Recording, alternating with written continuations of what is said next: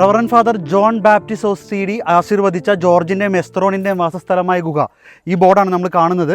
ഈ വഴിയിലൂടെ, ഇത് ഏകദേശം 13-ാം സ്ഥലത്തിന് തൊട്ട് മുമ്പ് 12-നും 13-നും ഇടയ്ക്കുള്ള ഒരു വഴിയാണ്.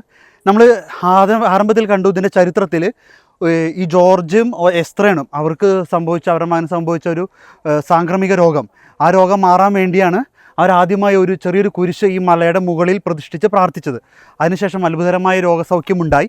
ഇതറിഞ്ഞ ജോൺ ബാപ്റ്റിസ്റ്റ് അച്ഛനാണ് ആ കുരിശ് സ്ഥാപിച്ചടുത്ത് ഒരു മരക്കുരിശ് സ്ഥാപിച്ച് 1954 തീർത്ഥാടനം ആരംഭിക്കുന്നത്. നമുക്കെന്തായാലും അവരുടെ ഗുഹയൊന്ന് കാണാം.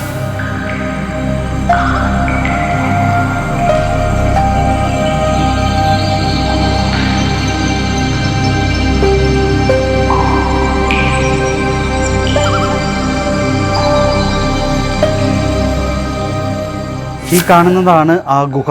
1940 സമയങ്ങളിലേക്കാണ് ഈ ഗുഹയിൽ ഈ ദമ്പതികൾ താമസിച്ചിരുന്നു എന്ന് പറയുമ്പോൾ ഒന്ന് ആലോചിക്കണം.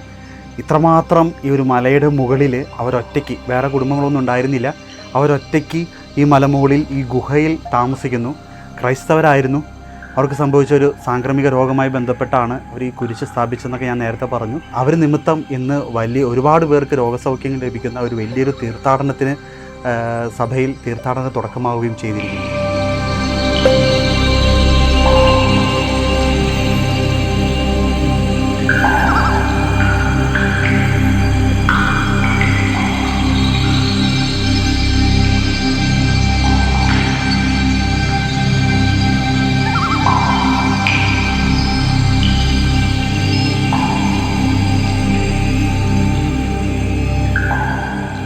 അങ്ങനെ നമ്മൾ അവസാനം 14-ാം സ്ഥലത്തെത്തിയിരിക്കുകയാണ്. എൻ്റെ പിന്നിൽ കാണുന്നതാണ് ഇവിടെ ഈ ഒരു കുരിശുമലയുടെ ഏറ്റവും മുകളിലുള്ള കുരിശ്. ഇവിടെയാണ് അന്ന് പീറ്ററും എസ്ത്രോണും കുരിശ് സ്ഥാപിച്ച് പ്രാർത്ഥിച്ച് അത്ഭുത സൗഖ്യം നേടിയത്. ആ സ്ഥലത്ത് തന്നെയാണ് പിന്നീട് നമ്മളുടെ ജോൺ ബാപ്റ്റിസ്റ്റ് അച്ഛൻ ഒരു മരക്കുരിശ് സ്ഥാപിച്ചത്. പിന്നീട് കാലങ്ങൾ കഴിഞ്ഞപ്പോൾ മരക്കുരിശ് നശിച്ചപ്പോഴാണ് ഇപ്പോൾ കാണുന്ന രീതിയിലൊരു കോൺക്രീറ്റിൻ്റെ വലിയൊരു കുരിശ് സ്ഥാപിച്ചിരിക്കുന്നത്. ഇവിടെയാണ് 14-ാം സ്ഥലവും. അതോടൊപ്പം തന്നെ ഈ ഒരു കുരിശുമല തീർത്ഥാടന ദിവസങ്ങളിലെല്ലാം വിശുദ്ധ കുർബാന അർപ്പിക്കുന്നത് ഈ ബലിപീഠത്തിലാണ്. ചെറിയൊരു ഷെഡ് നമുക്ക് കാണാം. പ്രത്യേകിച്ച് വലിയ ദേവാലയം ഒന്നും ഇവിടെ പണിതിട്ടില്ലെങ്കിലും ചെറിയൊരു ഷെഡുണ്ട്. ഇവിടെ നിന്ന് വിശ്വാസികൾ വിശുദ്ധ കുർബാന അർപ്പിക്കുന്നു, കുരിശിൻ്റെ ഇവിടെ ഒന്ന് പ്രാർത്ഥിക്കുന്നു.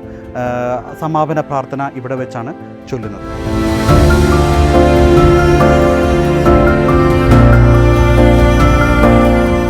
നീതിമാനായ പിതാവേ, അങ്ങേ രഞ്ജിപ്പിക്കുവാൻ സ്വയം ബലിവസ്തുവായി തീർന്ന പ്രിയപുത്രനെ സ്വീകരിച്ചുകൊണ്ട് ഞങ്ങളുടെ പാപങ്ങൾ പൊറുക്കുകയും ഞങ്ങളോട് രമ്യപ്പെടുകയും ചെയ്യണമേ. ഞങ്ങളുടെ പാപം വലുതാണെന്ന് ഞങ്ങൾ അറിയുന്നു, എന്നാൽ അങ്ങേ കാരുണ്യം അതിനേക്കാൾ വലുതാണല്ലോ. അങ്ങയെ പ്രസാദിപ്പിക്കാൻ അവിടുത്തെ പീഡകൾ ധാരാളം മതിയല്ലോ. തൻ്റെ പുത്രനെ ഞങ്ങൾക്ക് നൽകിയ പിതാവിന് സ്തുതിയും കുരിശുമരണത്താൽ ഞങ്ങളെ രക്ഷിച്ച പുത്രൻ ആരാധനയും പരിശുദ്ധാത്മാവിന് സ്തോത്രവും ഉണ്ടായിരിക്കട്ടെ. ആമേൻ.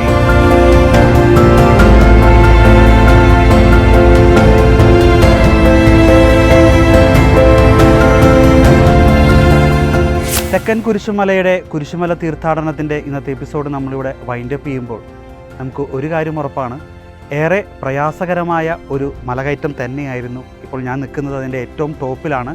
സമുദ്രനിരപ്പിൽ നിന്ന് ഏകദേശം 4000-ന് മേലെ 5000-നടുത്തോളം ഹൈറ്റിലാണ് ഇപ്പോൾ ഞാൻ നിൽക്കുന്നത്. ഇവിടെ നിന്ന് കഴിഞ്ഞാൽ വളരെ മനോഹരമായ ഒരു കാഴ്ച നമുക്ക് കാണാം.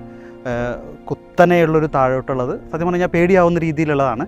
പിന്നെ മറ്റൊന്ന് പറയാനുള്ളതെന്ന് വെച്ചാൽ ഈ കയറുന്നത് വളരെ ബുദ്ധിമുട്ടെന്ന് നേരത്തെ ഞാൻ പറഞ്ഞു. നമ്മുടെ അടുത്ത് വികാരിയച്ഛൻ നേരത്തെ പറഞ്ഞിരുന്നു, റെക്ടറച്ഛൻ പറഞ്ഞിരുന്നു, ഇത് യുവജനങ്ങളാണ് കൂടുതലും ഈ മലകയറ്റത്തിൽ നിൽക്കുന്നത് എന്ന്. അതിന് പ്രധാനപ്പെട്ട കാരണം ഇത് തന്നെയാണ്, കയറാൻ ബുദ്ധിമുട്ടാണ്. എന്തായാലും ഈ ഒരു കുരിശുമല തീർത്ഥാടനം നമ്മൾ പ്രാർത്ഥിച്ച് നോമ്പെടുത്ത് ഉപവസിച്ച് ഈ ഒരു പ്രാർത്ഥനയുടെ കുരിശുമല കയറുമ്പോൾ നമ്മുടെയൊക്കെ പാപങ്ങൾക്കൊരു പരിഹാരമാണ് ആയിട്ടാണ് നമ്മളെല്ലാവരും കുരിശുമല കയറുന്നത്. തീർച്ചയായിട്ടും ഈ മല കയറുമ്പോൾ അത് നമ്മുടെയൊക്കെ പാപങ്ങൾക്കൊരു പ്രായശ്ചിത്യം നമുക്ക് ഉറപ്പായി ലഭിക്കുമെന്നത് തീർച്ചയാണ്. കുരിശുമലകളിൽ ഇന്നത്തെ എപ്പിസോഡ് ഇവിടെ പൂർണ്ണമാകുകയാണ്. വീണ്ടും അടുത്ത ആഴ്ച നോമ്പിൻ്റെ അവസാന ആഴ്ചയാണ്. മറ്റൊരു കുരിശുമലയുമായി നമുക്ക് കാണാം.